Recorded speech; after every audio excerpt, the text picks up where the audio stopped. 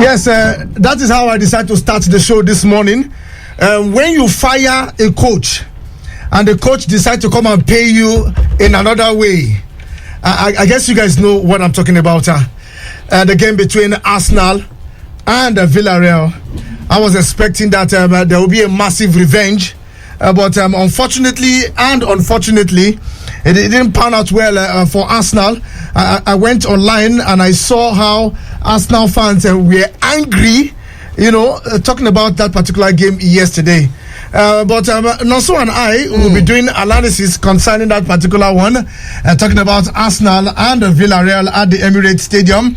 Even one goal, let me use from the local palace, didn't come from any team. Last. Understand? Last. Nothing. But for United, despite losing at the Olympic Stadium in Rome, yes, they are through to the final. We are expecting an all-English Europa League final, but what we expect don't always come our way. Well, it promises to be an exciting show this lovely morning. I'll be giving you games that will be going down this weekend and the return of the Nigerian Professional Football League. And Nanso is here with me. Also, we'll give you the latest, if time permits, the games coming up this weekend. A lot of games coming up in Europe, as well as also we'll give you top stories from tennis. We'll let you know what's happening in Madrid Open as well. So don't go nowhere. Take a chill pill. A lot of transfer news as well. Haaland in the news, Pogba in the news, Sancho in the news. Like I tell you, it's a proper package. Don't go nowhere. I remain your one and only, your sports magistrate, your sport bishop, your sport pilot, Nonso Arinzuchi. And I still remain me, myself, and I, vickyvick. We'll go for a quick break, a quick one. And when we return, it'll be time to dance with the stars. That's it. Eagles 102.3. Golf, football, basketball, lawn tennis, cricket, volleyball, athletics. It's the mother of all sports show. It's sports on Eagles Wings with Vicky Vick and Nonso. Weekdays from 8 a.m. with the real squad. Sports on Eagles Wings. Sportstainment at its finest. Eagles 102.3.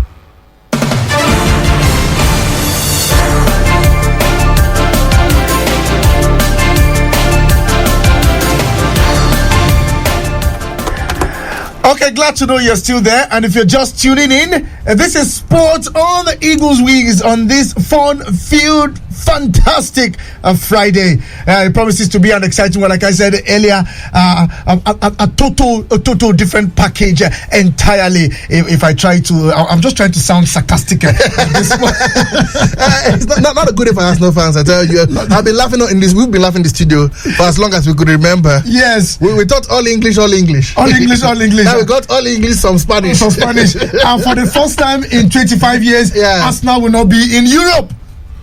They'll pack their bags and play. Carabao Cup. FA Cup. And Premier League. But maybe, like I said it 2 days ago, it will make them to concentrate.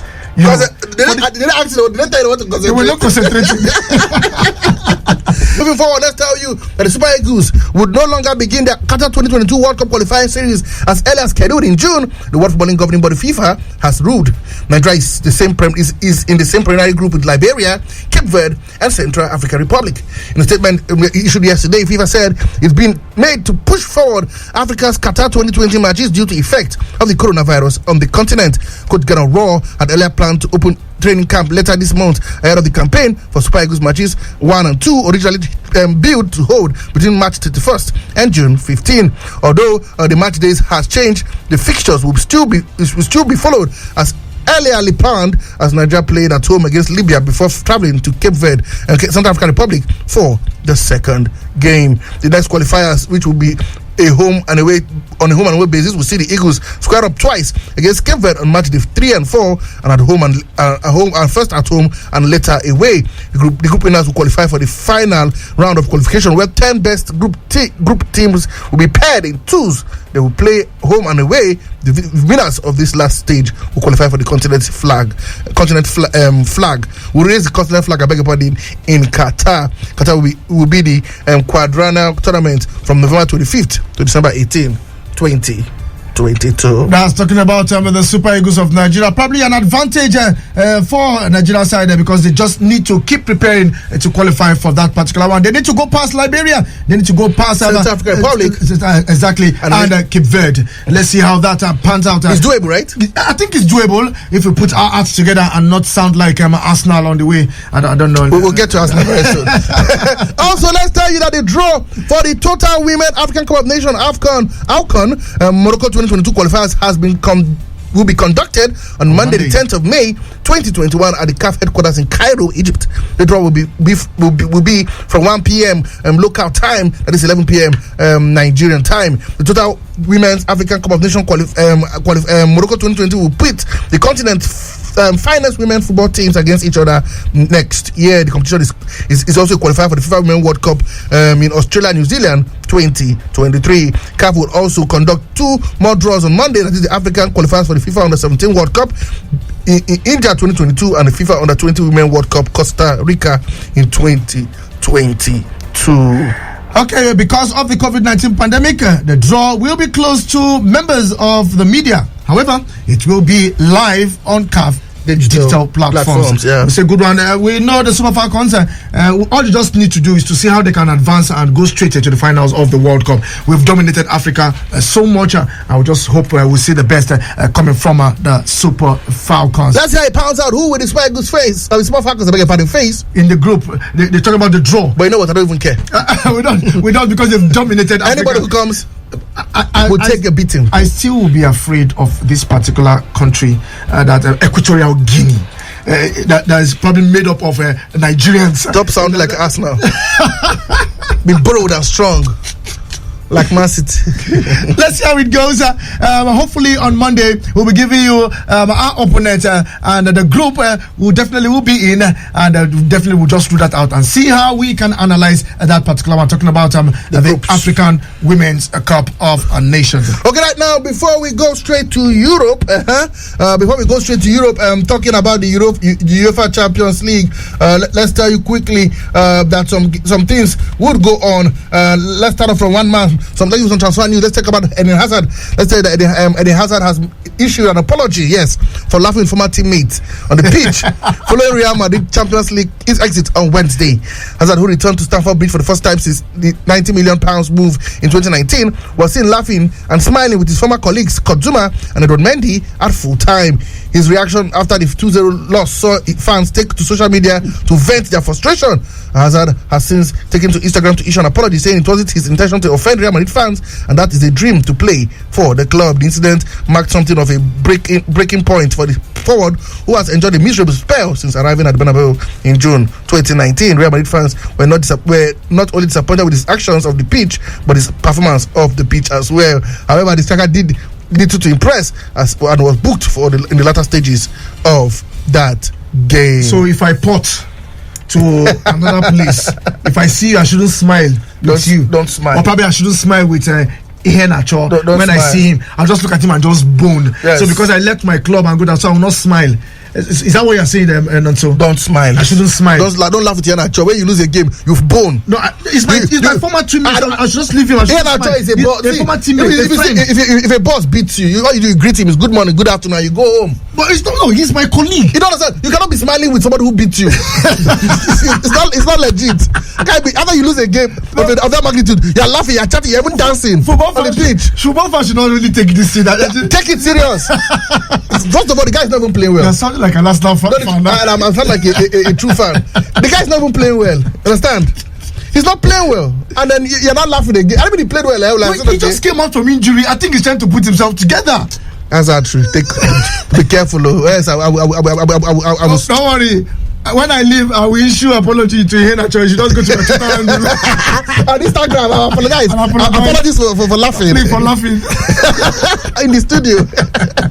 Okay, let's move forward. Let's talk about some award that went down before we go on a short break. And let's tell you that Japanese Naomi Osaka has been named the Sportswoman of the Year at the Laros World Sports Award with fellow tennis player Rafael Nadal. For the men's winner, Osaka won the US Open in 2020, while Spaniard Nadal equaled Roger Federer's record of 20 Grand Slam men title by winning last year's French Open. German football champion Bayern Munich, who won the last season's Champions League, were named the Team of the Year. Team legend Billie Jean King received the Lifetime Achievement Award. Britain Lewis Hamilton, who claimed the inaugural Athletics Advocate Award, which has been brought in to acknowledge the wider impact of society made by athletes.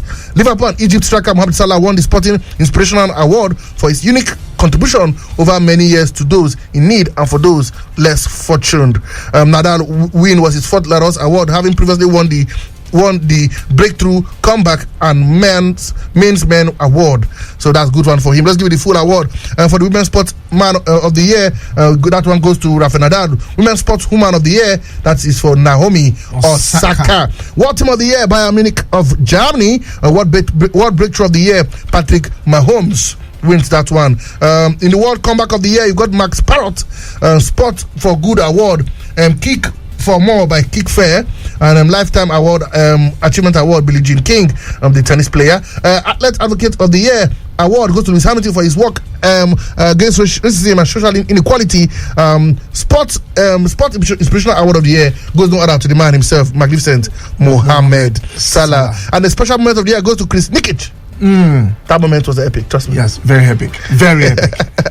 Okay, let's go for a quick break. Let's go for a break. And when we come back, it will be UEFA Europa League, where men meet and men cry. Don't go nowhere. It's just sport on Eagles Wings. Eagles 102.3.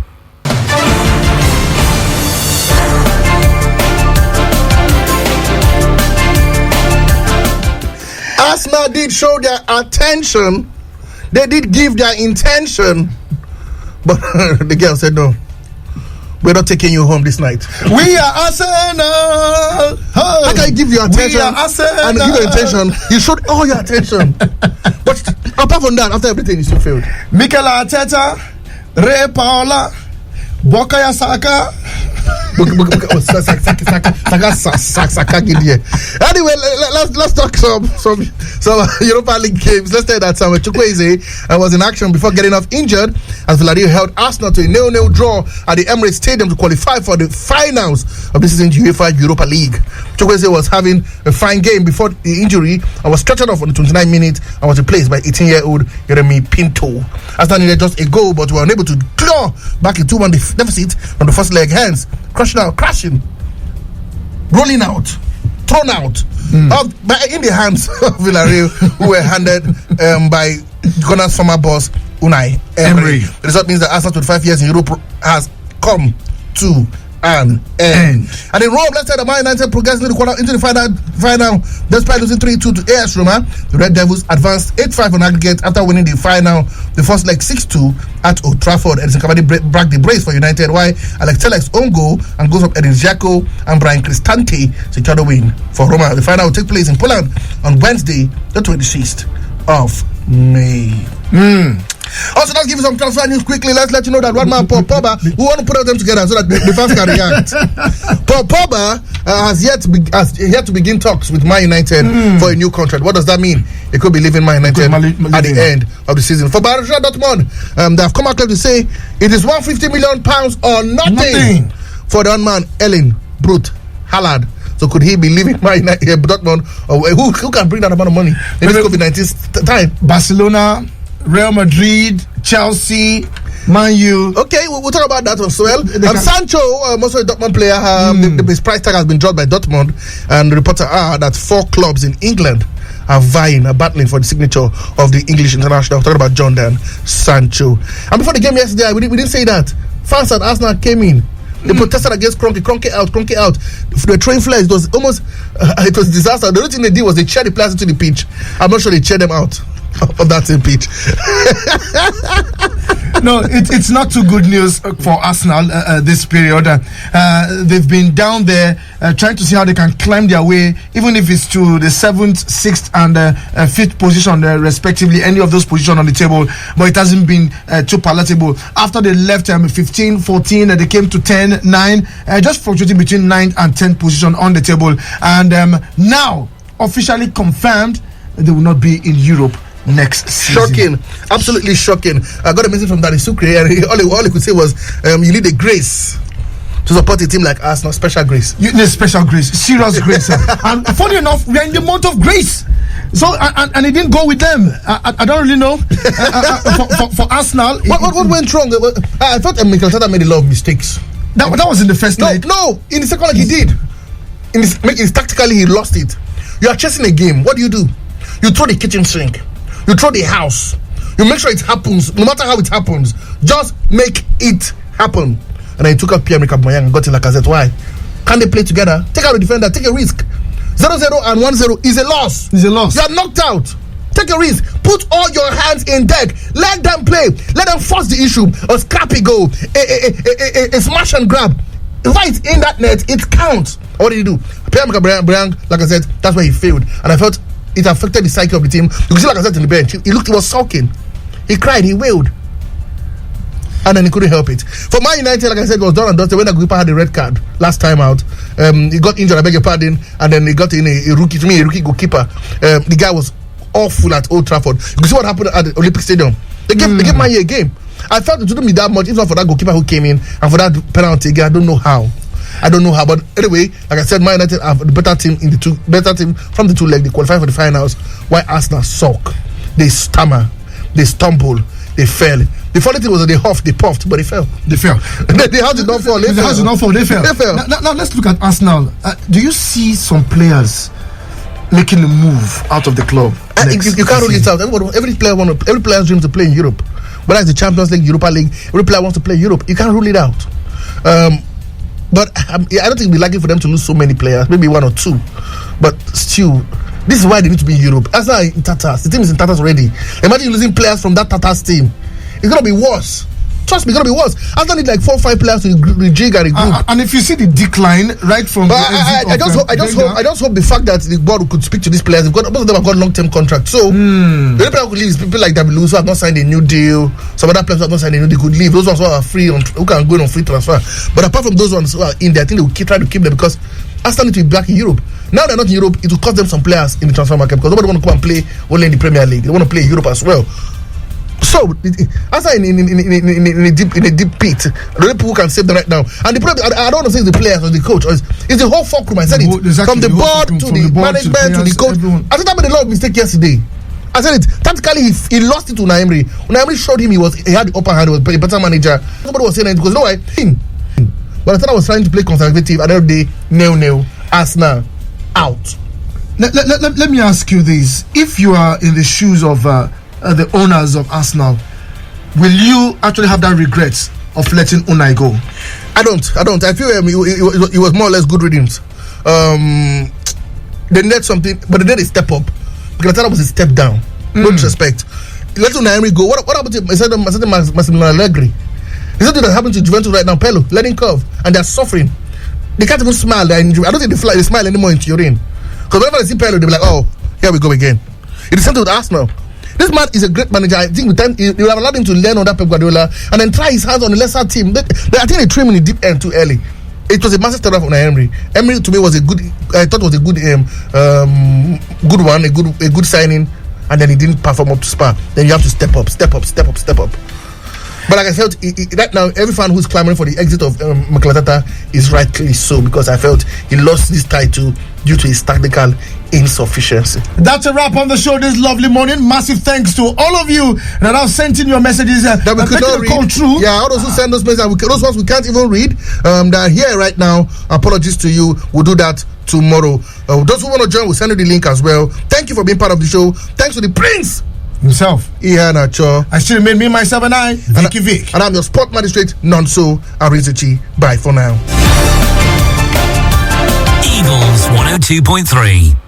Eagles 102.3.